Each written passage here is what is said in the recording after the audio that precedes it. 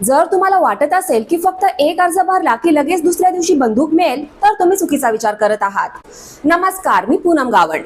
मित्रांनो, आजचा हा व्हिडिओ पूर्णपणे पहा, कारण आज मी तुम्हाला सांगणार आहे की बंदुकीचा परवाना कसा बनवला जातो, त्यासाठी कुठून आणि कसा अर्ज केला जातो आणि कोणाला परवाना मिळू शकतो.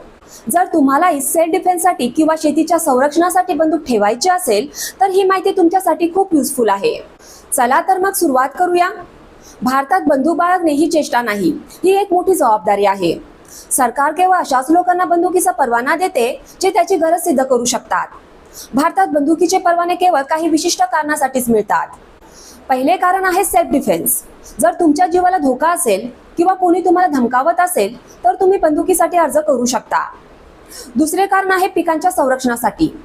जर तुम्ही शेतकरी असाल आणि तुम्हाला तुमच्या पिकांचे वन्य प्राण्यांपासून संरक्षण करायचे असेल तर हे एक वैध कारण मानले जाते. तिसरे कारण आहे खेळ किंवा नेमबाजीच्या सरावासाठी. जर तुम्ही नेमबाजी क्लबचे सदस्य असाल किंवा स्पर्धांमध्ये भाग घेत असाल तर तुम्हाला लायसन मिळू शकतो. चौथे कारण आहे व्यवसायासाठी. सुरक्षेच्या उद्देशाने तुम्हाला गन लायसन्स मिळू शकतो, जसे की दागिन्यांचे व्यापारी, रोख रकमेची वाहतूक करणारे किंवा उच्च जोखमीच्या व्यवसायातील लोकांसाठी.